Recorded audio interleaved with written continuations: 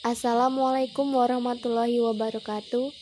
Di sini kami kelompok 7 yang beranggotakan saya Aslina Kenita Restu, 2 Pramada Ananta, dan 3 Rahmanisa Al-Zuhra akan mempresentasikan mengenai materi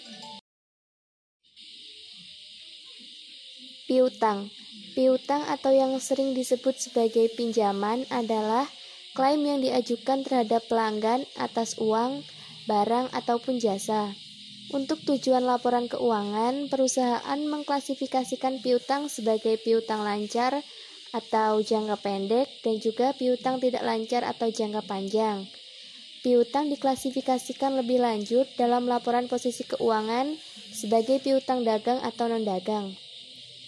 Piutang usaha atau account receivable adalah janji lisan pembeli untuk membayar barang dan jasa yang dijual. Sedangkan wesel tagih atau notes receivable adalah janji. Isu dasar dalam akuntansi piutang. Untuk yang pertama yaitu pengakuan piutang. Jumlah yang diakui dalam piutang adalah harga pertukaran antara kedua belah pihak. Harga pertukaran sendiri adalah jumlah yang harus dibayar dari debitur, pelanggan atau peminjam. Terdapat 2 faktor yang dapat mempersulit pengukuran harga pertukaran, yaitu ketersediaan diskon, diskon dagang dan diskon tunai, serta lamanya waktu antara penjual dan tanggal jatuh tempo pembayaran atau unsur bunga. Untuk yang kedua yaitu penilaian piutang. Pelaporan piutang pada laporan posisi keuangan melibatkan klasifikasi dan juga penilaian. Perusahaan mengklasifikasikan piutang yang dimaksudkan untuk ditagih dalam 1 tahun atau siklus operasi sebagai aset lancar, sedangkan semua piutang lainnya diklasifikasikan sebagai aset tidak lancar. Perusahaan Metode penilaian piutang. Piutang tak tertagih. Ada 2 metode perlakuan akuntansi untuk piutang tak tertagih. 1. Metode penghapusan langsung. Beban piutang tak tertagih di debit, piutang usaha di kredit. 2. Metode penyisian. Beban piutang tak tertagih di debit, penyisian piutang tak tertagih di kredit. Lalu ada piutang tak tertagih dibayar kembali. 1. Metode penghapusan langsung. Piutang usaha, debit, pendapatan piutang yang telah dihapus kredit, kas di debit, piutang usaha kredit. 2.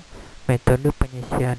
Piutang usaha debit, penyisian piutang tak tertagih kredit, kas di debit, piutang usaha di kredit. Proses evaluasi penurunan nilai. Piutang dianggap mengalami penurunan nilai ketika suatu kejadian kerugian mengindikasikan dampak negatif pada taksiran arus kas masa depan yang akan diterima dari pelanggan. IASB menyarankan bahwa penilaian penurunan nilai harus dilakukan sebagai berikut. Piutang yang signifikan secara individual harus dipertimbangkan untuk penurunan nilai secara terpisah. Setiap piutang yang dinilai secara individual yang tidak dianggap mengalami penurunan nilai harus dimasukkan ke dalam kelompok aset dengan karakteristik risiko kredit yang serupa dan secara kolektif dinilai untuk penurunan nilai. Setiap piutang yang tidak dinilai secara individual harus secara kolektif dinilai penurunan nilainya. Isu dasar dalam akuntansi piutang wesel atau wesel tagih. 1. Pengakuan wesel tagih. Perusahaan mencatat wesel jangka pendek pada nilai nominal dan wesel tagih jangka panjang pada nilai sekarang dari uang yang diharapkan dapat ditagih. Jika bunga yang dinyatakan pada wesel berbunga sama dengan suku bunga efektif pasar, wesel dijual sebesar nilai nominal. Jika suku bunga yang dinyatakan berbeda dengan suku bunga efektif, wesel dilaporkan lebih atau kurang dari nilai nominalnya. 2. Penilaian wesel tagih. Perusahaan sering menggunakan salah satu metode penilaian kolektif, presentasi penjualan dan presentasi piutang, untuk mengukur kemungkinan penurunan nilai. Nilai sekarang dari wesel yang diskontokan pada suku bunga efektif awal umumnya tidak akan sama dengan nilai wajar wesel. Artinya suku bunga pasar yang digunakan untuk diskonto umumnya berbeda dengan suku bunga efektif awalnya. Isu khusus yang terkait dengan piutang. Isu-isu khusus dalam hal ini berhubungan dengan penggunaan opsi nilai wajar dan penghentian pengakuan. Perusahaan memiliki pilihan untuk mencatat piutang pada nilai wajar. Setelah opsi nilai wajar dipilih, piutang yang dilaporkan pada laporan posisi keuangan sebesar nilai wajar. Dengan perubahan nilai wajar dicatat sebagai pendapatan. Untuk mempercepat penerimaan kas dari piutang, pemilik dapat mengalihkan piutang ke perusahaan lain untuk ditukar dengan kas melalui cara 1. Pinjaman dijamin. Kreditor sering mengharuskan debitur agar menunjuk atau menjaminkan piutang sebagai jaminan untuk dipinjamkan. 2. Penjualan anjak piutang. Faktor adalah perusahaan pembiayaan atau bank yang membeli piutang dari bisnis dan kemudian menagihkan pembayaran secara langsung dari pelanggan. Piutang yang dialihkan akan dihentikan pengakuannya dan dicatat sebagai penjualan berdasarkan evaluasi apakah penjualan telah mengalami resiko dan manfaat kepemilikan dialihkan.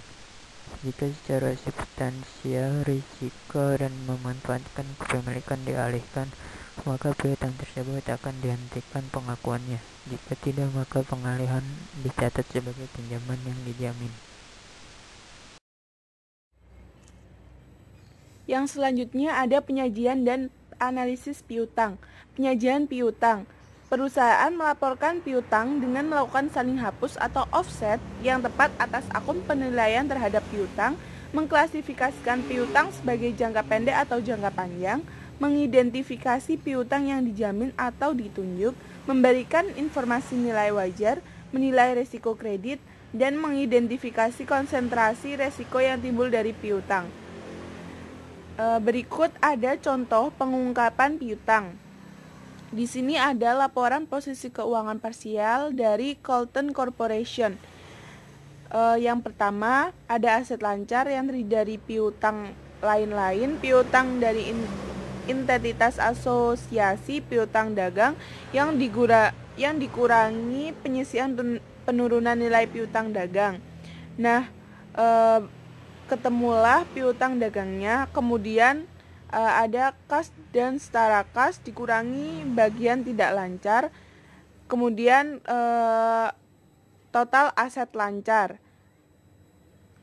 Yang kedua yaitu ada piutang jangka panjang yang terdiri dari piutang dari entitas asosiasi dan piutang lain-lain. Kemudian catatan 12 piutang dagang dan piutang lainnya. Di sini ada pengungkapan umur piutang. Kemudian di bawahnya ada penyajian secara individual dan kolektif piutang yang diturunkan nilainya.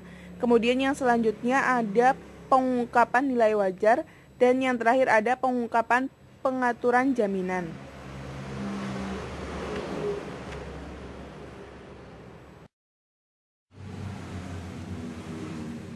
Yang kedua yaitu analisis piutang. Rasio perputaran piutang. Analisis sering menghitung rasio keuangan untuk mengevaluasi likuiditas piutang perusahaan. Untuk menilai likuiditas piutang, analisis menggunakan rasio perputaran piutang atau receivables turnover ratio. Rasio ini mengukur berapa kali rata-rata perusahaan menagih piutang selama periode berjalan. Contoh perhitungan perputaran piutang. Untuk mengilustrasikannya, di sini ada Louis Wilson atau LVMH Group. FRA melaporkan penjualan neto tahun 2009 sebesar 17.053 juta euro. Saldo awal dan akhir piutang adalah 1.650 juta euro dan 1.455 juta euro. Ilustrasi pada 7/24 menunjukkan perhitungan rasio perputaran piutang, yaitu penjualan neto dibagi rata-rata piutang dagang sama dengan perputaran piutang. 17.053 juta euro dibagi 1.650 juta euro ditambah 1.455 juta euro dibagi 2 sama dengan 11 kali atau setiap 33,2 hari. Dalam kurung 365 dibagi 11.